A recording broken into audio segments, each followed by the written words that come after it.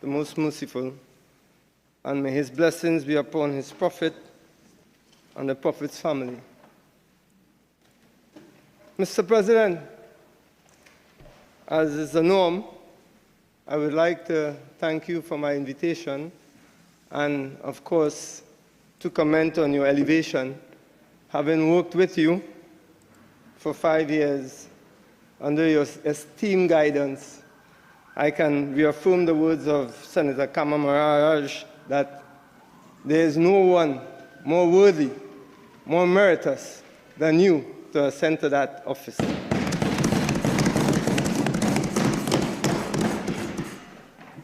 I'm happy to join the debate at this point in time, especially after that last contribution from the Honorable Senator Alawari, because I was thinking that this could be National Irony Day. Because there stood a man, irony of ironies, and funny enough, the Greek word for irony is ironia, which has a more in-depth meaning than what we know it as. It can mean feigned ignorance, feigned arrogance. Well, that encapsulated everything about that contribution. The seemingly outraged Senator Alawari at the plight of poor and working people escapes no one in Trinidad and Tobago when we put into context, which he asked for. He continued to ask for context. Well, let me give this champion of the poor and the working class some context. Yeah. One Alexandria Place, $600,000 a month, $7,200,000 a year. 3 Alexandria Place, $575,000 a month, $6,900,000. What a champion of the people. Champion. 45 to 45C, St. Vincent Street, $159,000 a month, $1,900,000 a year. Corner of Aga Street, St. James, $356,000 for this battle for human rights. A year, $4,272,000. Yearly, Mr. President, this modern-day Uriah Buzz Butler collects $20,280,000 a year. President, 46-6. Mr. President, they opened the conversation completely, and I'm responding. Yeah, continue, please. And I am glad the Senator Brown, I was waiting for him to interject at some point, this self-anointed Sai Baba, who seems to be giving everyone advice lately. And we wonder why in 9 years he failed to give his own team advice, because he has been lifted from here, where the Honorable Senator Alawari sits, and escorted to over there.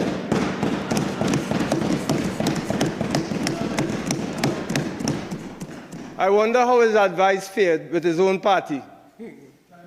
Irony of ironies, since that seems to be the theme, we might soon hear that he gave advice to people who suffer from domestic abuse. I say no more. Back to Senator Alawari, who seemed to go on and on about how we treat with CPEP workers. Well, simple, Senator Alawari, through you, Honorable President, donate that sum of $200 million over 10 years, donate a quarter of that to those poor and grieving workers that you so care about. Donate that, instead of spending it on things to tighten face and all kind of thing. Anyway, I thank you, Mr. President. I now join the debate. I will spend no more time on people who come here being the epitome of political hypocrisy. And when we look at all the discourses throughout the history of debates in the Senate when you look at our predecessors in ancient times, there were three things that they never tolerated in the Senate. One was irony, because I described it before. Second was hypocrisy. And the third was not being humble, when you had contempt, when you were contemptuous. And I think in the person of all those senators, not the newly elected, of course, I love their contribution. Well done, Senator. But those older ensconced in their P&M political trickery, I say to them, not only shame, but you deserve to be where you are, and time is longer than twine.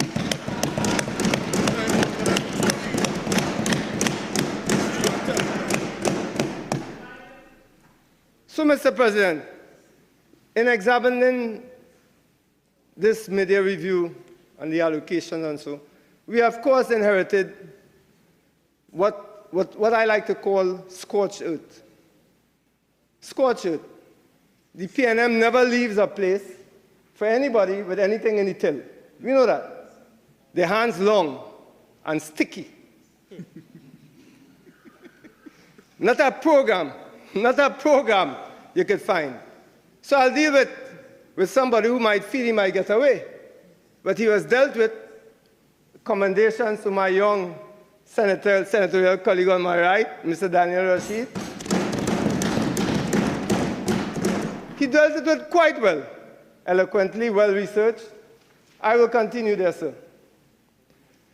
So I'm being appointed to the Ministry of Sport and Youth Affairs, and I had, of course, the distasteful assignment of looking through some of those so-called programs. There were about 38 of them. I think some of them conceptualized by my senatorial colleague, Foster Cummins. Well, let me tell you something. If programs to make Frank and Jesse James blush, they were there. Those were those programs. Frank and Jesse James himself could not have conceptualized it better. I saw a program, Mr. President, do you know, called the Fuse program. It was a program that was two-tiered. One, where people had to act like Senator Alawari, clear bush from the line. Minister Apuja, he had a clear bush. And the second part of that program was to lay lines for tea and tech. But when I look at the budget for that program, I say, well, Harvard University giving out that program now? Harvard University came down here and was the service provider to clear line and lay line. Because it was costing $74,000 per student for 3 months. $74,000 per student for a 3-month program, and they're graduating to go where? To T and Tech, which is saturated for workers. Make that make sense. So all these programs that I looked into, and we had others, and we have 5 years, and time is longer than twine, I will look into it more and more. We realized that I was able to find, Senator Swartzing, I was able to find a systemic flaw in the system that the P&M capitalized on. And you know what that does? I don't even know. And I would like to give, before I go into it, I would really like to be magnanimous and give Senator Forrest Foster Cummins the floor for 2 minutes to apologize to the youth of this nation for abusing them under all these programs that he conceptualized. I give him 2 minutes. 2 minutes to apologize. Okay. Under advice from the man who liked to give advice, he refused. Let me tell you why you should apologize. Through you. Why you should apologize. This pretense of being Patrick Manning has done quite well under the P&M. As a matter of fact, if you look at him forensically, or his achievements, I don't am talking about him personally, I don't know the man, he's virtually unemployable. We'll go so far, rumors of plagiarism and all that. I would like to ask this honorable senator, what was the intent and purpose of all these programs that only matriculated our people, our young people, with certificates of completion or participation. Very few of those programs could not allow any of those young men and women to enter the job market. There was no CVQ. There was no direct entry. And there's, well, I don't know if to blame him directly, the senator, or to blame his lack of intellectual depth. I don't know. No, I ain't tell you don't see. I tell you they lack intellectual depth. Well, I glad he mentioned. Thank you very much for mentioning this is the Senate. And I wish I had a jail right outside. Because this man, this senator, did not realize within the system there needs to combine with these programs something with the Ministry of Education. So I opposed the Ministry of Education. I said, were these programs designed and appropriate for entering the job market of Trinidad and Tobago? They said no. So I said, how were we able, or how was it possible for a senator, no senator, or minister, 10 years, with control over thousands of people and budgets of millions, to only graduate people for the optics, I was told, for political optics, with certificates of participation. What a betrayal of the youth of Trinidad and Tobago. What a betrayal. Someone with some compassion or with some understanding, that's why it was not derogatory, it was a question.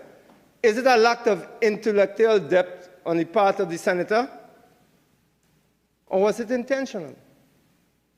Now, when I hear Senator Alawari's concern for CPEP workers, then I believe it's intentional. And I tell you why, Mr. President. 273 out of the 330-odd contracts were in PNM constituencies. 207, that is not a small number.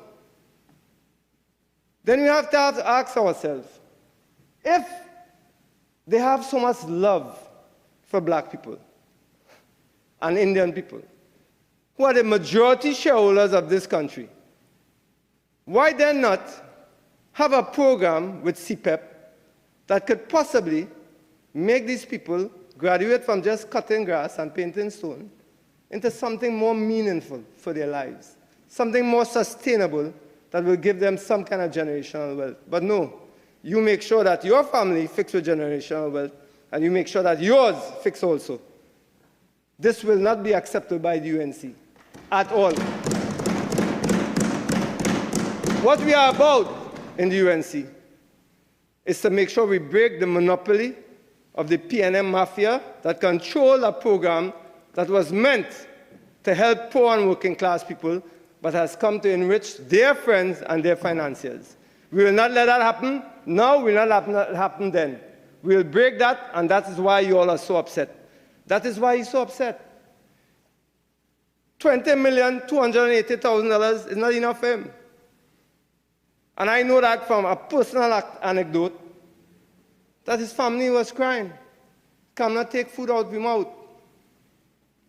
So from $20 million a year, this will give us how much, Daniel, in 10 years? 200 million. Or they couldn't save about 2 million, man? To eat some? You crying about food out of people's mouth? And then complaining about you representing poor and working class? You go on with policies. I go in ahead, because if I talk more about it, I'll get passionate. And if that happens, plenty more will come out about who really owns gas station, about who really go on gas station and where. I will. But you fix up your family, I know that. So, Mr. President. Mr. President, I rise on 46-6.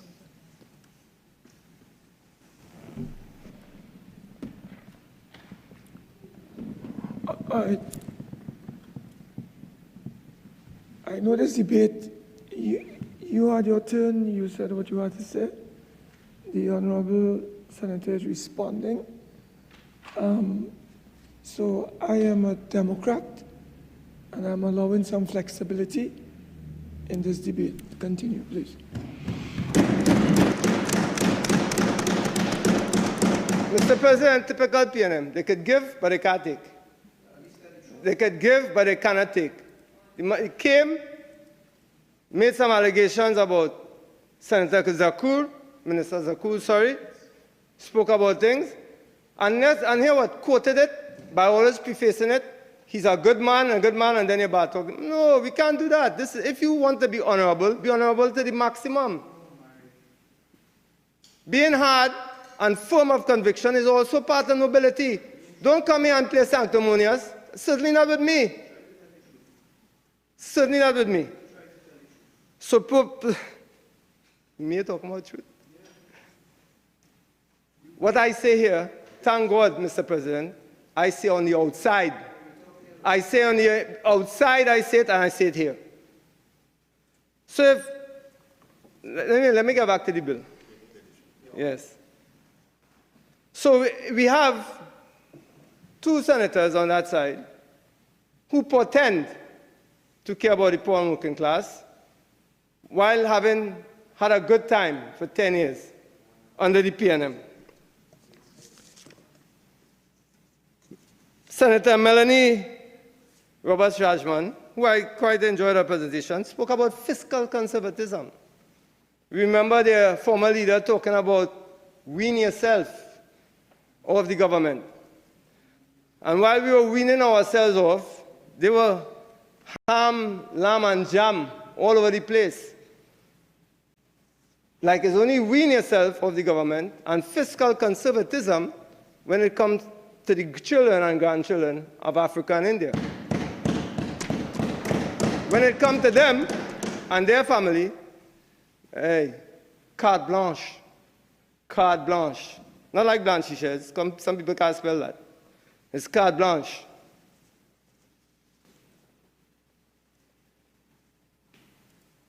I even heard Appropriation mentioned.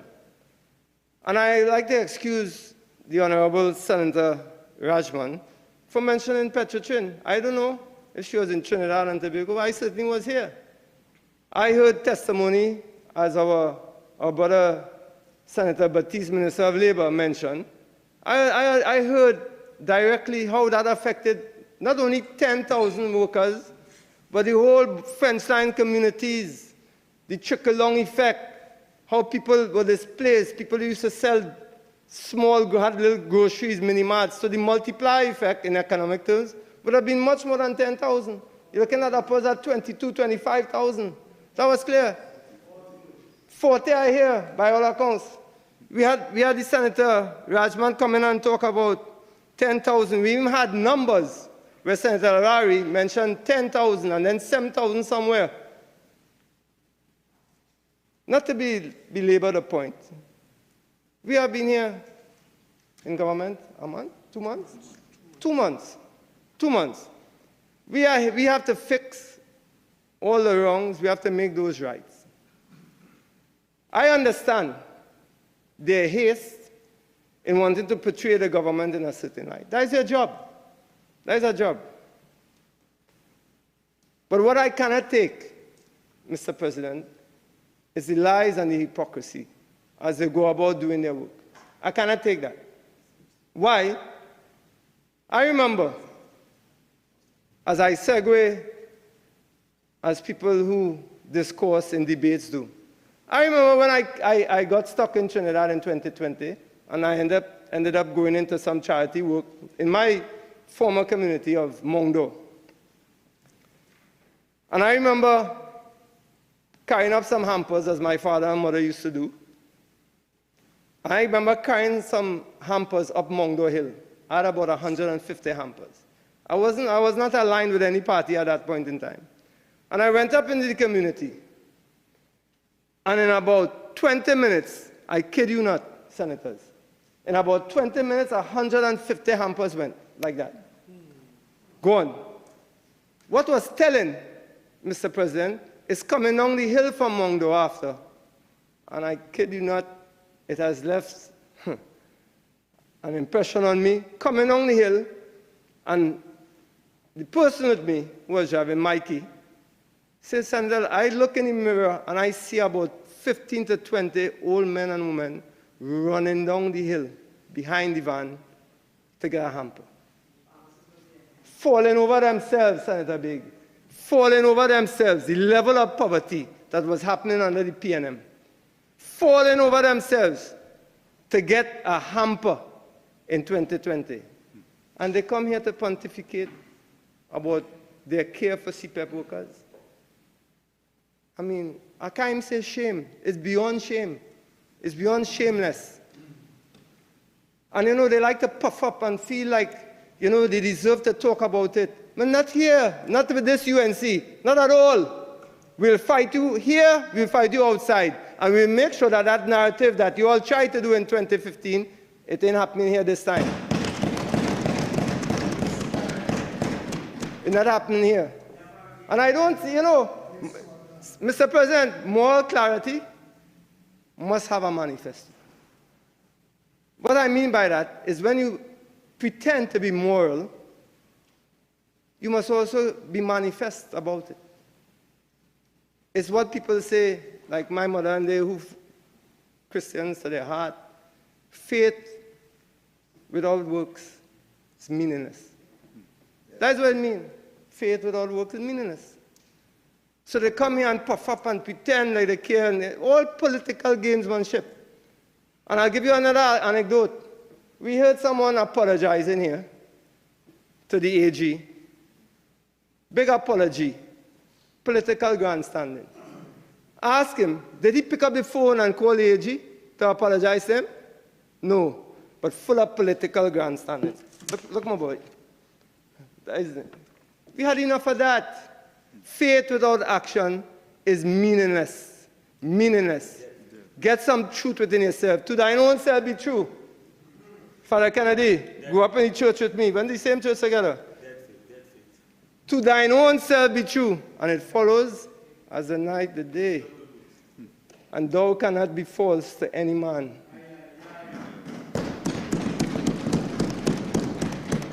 I grew up hearing these things from my parents. They had one of those poems for everything in your life. And that was instilled in me. So, you know, you could find 1,000,001 sins about me. The one sin you will not find is hypocrisy. How I talk, how I see it, you could see it on my face. Never hypocrisy.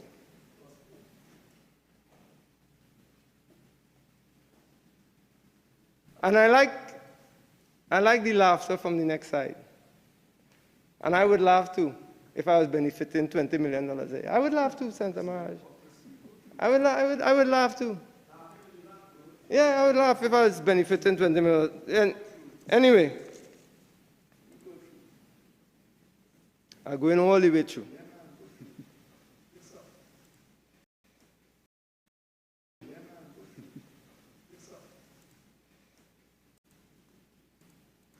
The next part about this PNM that left us in a hole was when it comes to agriculture. Because we're dealing with poverty and in food insecurity, which they created to no end. We have to look at agriculture, which they never dealt with. They always kept agriculture about 1% of GDP. We know that. So we find ourselves having to fix it. But when we have to allocate, because of the condition of the economy, we can't expenditure all the time. But it's a noble man who plants a tree that he knows he will never benefit from the shade of it. And we find ourselves in that position where we have to be planting trees that we don't know if we're going to sit in the shade of it. We don't know. But as I said, because they've left Trinidad and Tobago in such a scorched earth position, we have to do everything from scratch. And very well, we don't know how the tide will turn, especially as we have such a maddening crowd politically in Trinidad and Tobago? We don't know. We don't know. We don't know if the senators on that side, who seem to be quite vocal in the defense of people, we don't know if that might take hold. But I don't think so. I think people have awoken. They have awakened themselves to the hypocrisy of this government. They have realized that every single economic hole we are in, I mean, we have a former Minister of Foreign Affairs and CARICOM Affairs who seemed to have a serious banker about losing that book. All his questions today about CARICOM and all that, no matter how it was answered by the leader of government. By the leader of government. You have something to say? Yes. Well, keep quiet. Sure. Big point. The leader of government answered him. Now, he seems to be quite perturbed. Don't get your face out of whack. The leader of government answered him, and he keeps trying to, as a matter of fact, he suggested to our Minister of CARICOM Affairs what he should be doing and suggested advice. Standing Order 48-1, question time has passed. And we're not allowed to revive any of this for your consideration. Yeah, I think he's just making up on, he's moving on, continue. I was going into the point that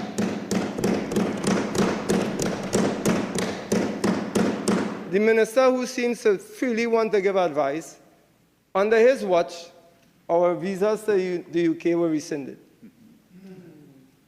Rescinded. Our students were threatened by the US with not even being able to go and study in the US under his watch. All of this.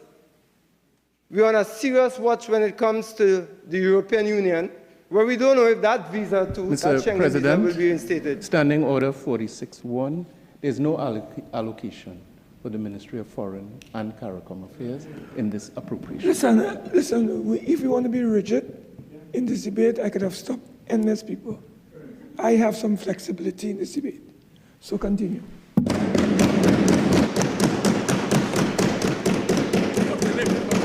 And what I'm surprised at is that they feel somehow, like in times gone past, they can say what they want on that side, and we cannot respond. I don't know why they have the impression that this country belongs to them.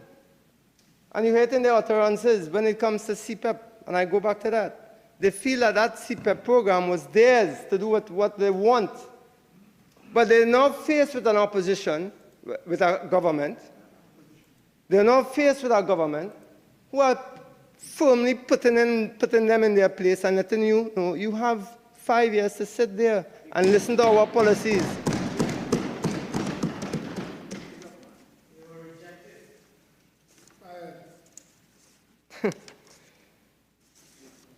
Of course, my pet peeve, as you would know, Mr. President, over the years, has been how they have treated with health.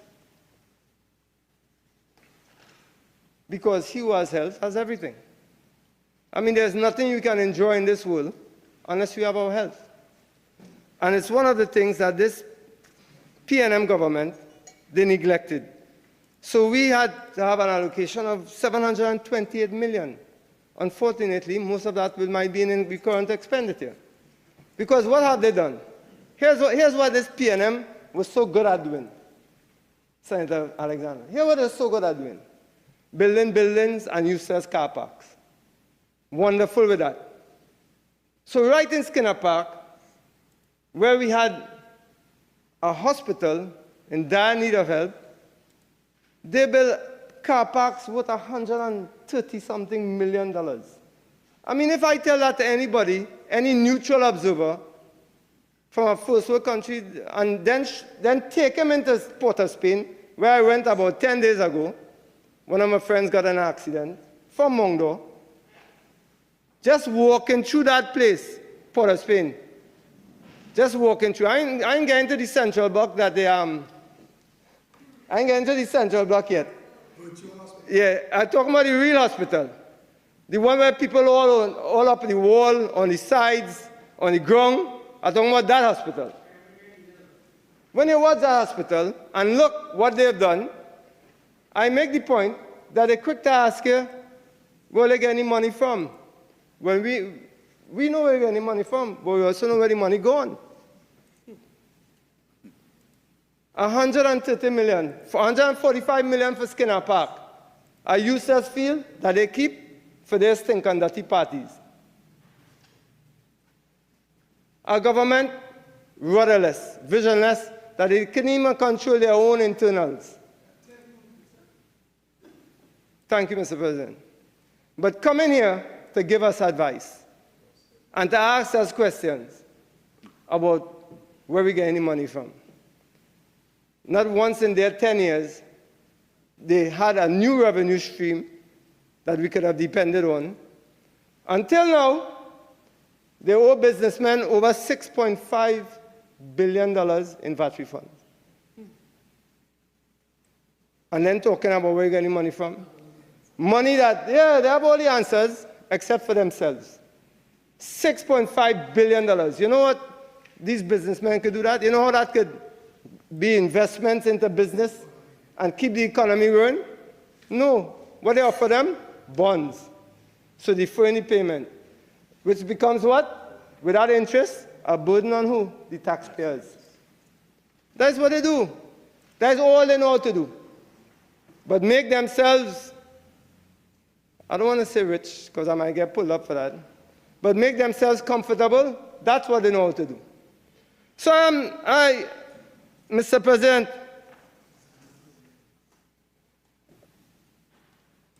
I must mention education, because I also shadow that as an opposition senator. We had to come and get $455 million. Now, I remember doing a press conference where the Guardian had an expose talking about how much money they allocated over the years for school renewals.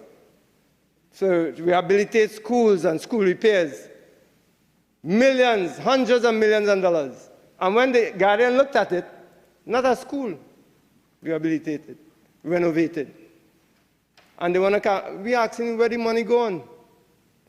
And I did a whole press conference about that. And there was a school in Piccadilly that I was able to go and cover, Piccadilly and St. Philip's. They promised 4 years ago to have that school rebuilt. I passed by that school up to a week ago, Piccadilly government. A school that serves a catchment area that has increasing crime, increasing problems with gang violence. And we know once you have a school that is properly run, properly built, adequate for the growing needs of a community, you mitigate against crime. You increase the opportunities for people to be properly employed. They haven't rebuilt that school. You know what they did? Because I went inside the school and exposed them. They put up some big galvanized all around the school. The security guard, unfortunately, I heard was fired because he had let me in the school. Making sure that nobody will ask questions about Piccadilly Government School. And I want to keep repeating that name, Piccadilly Government School, that they promised to rebuild, that we now will have to rebuild. But hear what? They allocated money for that in their budget for 5 or 6 years running. And they want to come on here and talk about they care about poor and working class people. They care about nothing but themselves. They care about nothing but themselves. As the economy was shrinking, Balize House was growing. Not only that, they cut gate. They cut gate by almost $300 million. How you could conceive that you intend to let a people, especially in Trinidad and Tobago, facing rising crime, rising job losses, programs leading them to nowhere in the job market, but you go and cut gate. That alone should signal the intention of a government that has lost its way.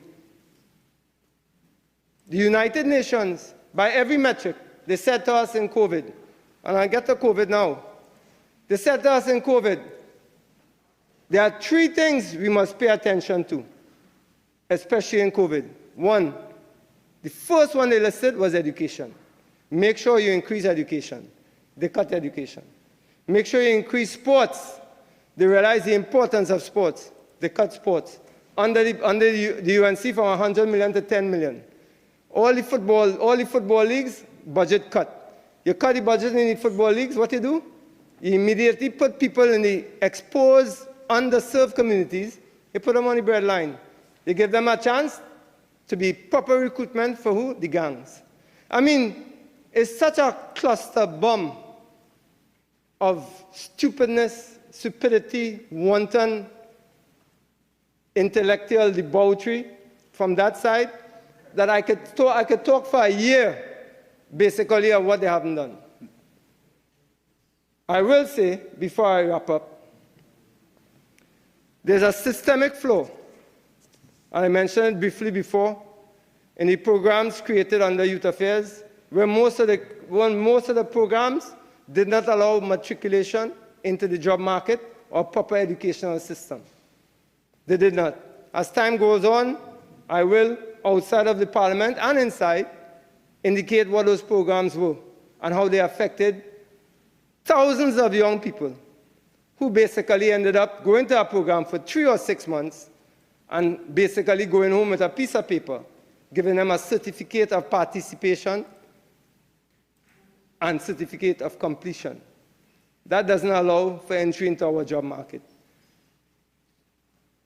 I hope if they would like to take some advice, while on that opposite side, that they reflect on what they have done, the damage they have done to the young people of this nation, while enriching themselves. That is basically what happened. I wouldn't even go into the caravan program. I'll leave that for another day, where millions were made under a program that started from between $5,000 and $20,000 budget that ended up, before the elections, with 6 or 7 events at a budget of $800,000. I remember those figures because I remember them. So this is a PNM, Mr. President, that has not served the nation in any capacity. It was all about Frank and Jesse James. It was all about making sure that they were okay. It was all about trying to convince the public that they actually cared about them, especially among our most vulnerable communities. I would like to say, we, as a party, come with not only a vision for the economy, but we come with a moral clarity. Our mission is clear. We are here to help the young people of Trinidad and Tobago. We are here to help the underserved people of Trinidad and Tobago. We are here to do this in the most transparent and accountable fashion, and we intend to make sure that we keep this country moving and developing. And with those few words, Mr. President, I thank you. Yeah, the Honorable Senator Foster Cummings. Mr. President, I thank you for the opportunity to join this debate. Mr. President, it's my second time serving in the Senate of Trinidad and Tobago. I know that the Senate, this upper house, is usually distinguished by a certain dignity and decorum of the officers who have the opportunity to serve in this house.